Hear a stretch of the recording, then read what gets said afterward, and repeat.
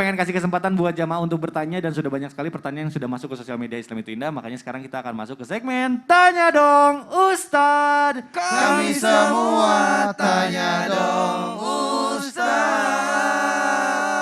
Masya Allah, tabarakallah, alhamdulillah. Ini pertanyaan yang sudah masuk, sudah dipilih oleh tim Islam itu Indah. Dan ini ada pertanyaan pertama, langsung aja kita bacakan yuk.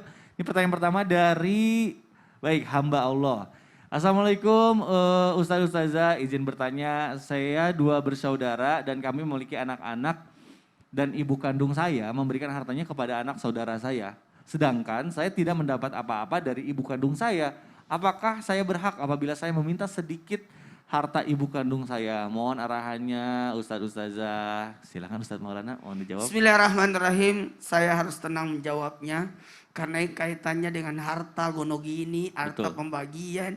Mohon maaf, saya harus camkan, harus jelaskan ini. 1. Meminta harta itu adalah pelanggaran etika. Tidak apa-apa sebenarnya meminta. Tapi ketika meminta harta kepada orang tua yang masih hidup, dengan harapan ini adalah warisan, itu tidak beretika.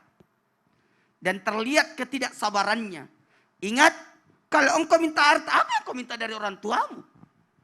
Hello? Hello? Hello? Halo. Sudah punya anak. Waktu kecil dibiayai. Tugas orang tua sampai anak itu menikah. Selesai sudah. Saya suka dengan budaya-budaya yang ada di Indonesia. Kalau sudah dewasa umur sekian, harus keluar dari rumah. Itu bagus itu. Betul. Ada banyak budaya-budaya Indonesia, saya baca luar biasa ini. Budaya-budaya daerah lain pun seperti itu, macam-macam. Dan kalau dalam Islam, ditanggung sampai dia menikah. Jadi, bisa jadi haram sebenarnya. Kalau ketika kita minta harta kepada orang tua yang masih hidup, dengan tujuan meminta warisan, itu sebenarnya bisa jadi haram. Kenapa? Karena bisa jadi menyakiti perasaan orang tua. Dan sebaiknya sudahlah. Kalaupun mau dikasih, kalau pembagian di kala hidup bukan namanya warisan, tapi hibah. Tapi itu kan tidak enak minta-minta. Betul, apalagi masih hidup ya. Bukannya kita ya seharusnya mungkin yang kamu harusnya kita membahagiakan mereka. Itu mungkin yang Sudahlah, mudah-mudahan. kita sudah merepoti sebelum. Kan ada 2 hidup. Ya. Hidup selamat menempuh hidup baru. Betul. Berarti ada 2 hidup.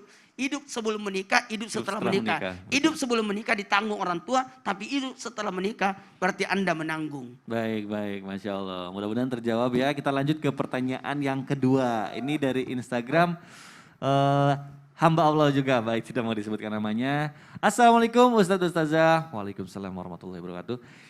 Jika anak angkat kita pas sudah besar malah banyak menimbulkan masalah, bahkan maaf terjebak pada maksiat, apakah kita mendapat dosanya juga dan kelak nanti tidak bisa menjadi penyelamat, malah jadi penjerumus kita ke dalam neraka Ustaz. Aduh, alhamdulillah.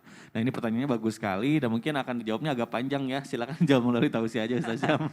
Tapi guru-guru kami semua, Ustaz Maulana, Mas Mikdad, serta guru-guru kami yang dimuliakan Allah Subhanahu wa taala. Bismillahi masyaallah la yasuqul khaira illallah. Bismillahi masyaallah la yasrifu su'a illallah. Bismillahi masyaallah ma kana min ni'matin faminallah. Bismillahi masyaallah la haula wala quwata illa billah. Maka dikatakan wala taziru waziratu wizra ukhra. Seseorang tidak menanggung daripada kesalahan orang lain. Jadi kalau dikatakan menanggung dosa orang tidak ada. Bahkan kepada anak kandung pun orang tua tidak menanggung dosanya. Bahkan dosa orang tua anak pun tidak menanggung dosanya. Bahkan dosa suami istri tidak menanggungnya.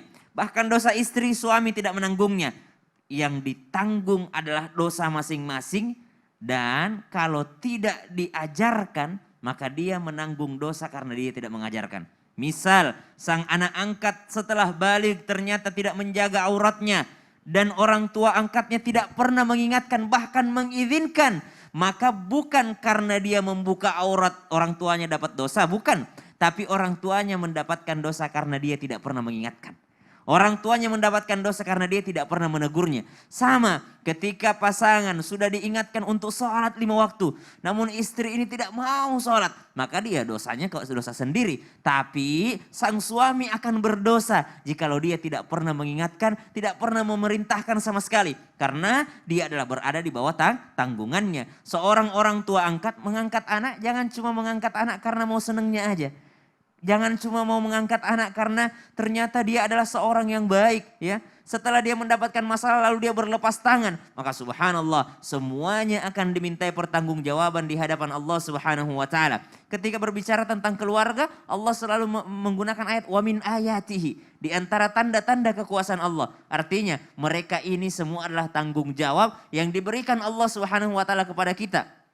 Kita mengambil amanah dari Allah Subhanahu wa taala dan amanah itu berat sekali timbangannya. Maka ketika nanti di akhirat ditanyakan, engkau apakan anakmu? Engkau apakan anak yang dititipkan Allah kepadamu? Kalau anak yang dititipkan Allah saja kita dimintai pertanggungjawaban, apalagi kalau anak yang kita pilih sendiri. Kan kita tidak memilih anak ini, anak kandung itu yang keluar kita tidak pernah memilih. Apakah dia jadi nakal atau dia jadi baik atau dia jadi cerdas atau tidak cerdas. Kita tidak memilih itu. Allah kasih kepada kita dan itu pun diminta pertanggungjawaban. Apalagi kalau anak yang kita pilih sendiri. Maka Allah Subhanahu wa taala, kamu yang pilih, kamu yang mau mendidik, kamu yang mau mengambil, kenapa kamu tidak memerintahkan dia ke dalam kebaikan? Kenapa engkau tidak pernah mengajaknya ke dalam ibadah? Bahkan nanti suatu saat ada seorang anak yang bertanya kepada Allah Subhanahu wa taala, "Ya Allah, bukannya saya tidak mau sholat, tapi saya tidak pernah diajarin sholat. Ya Allah, bukannya saya tidak mau menutup aurat, tapi orang tua saya tidak pernah memberikan penjelasan tentang apa itu aurat.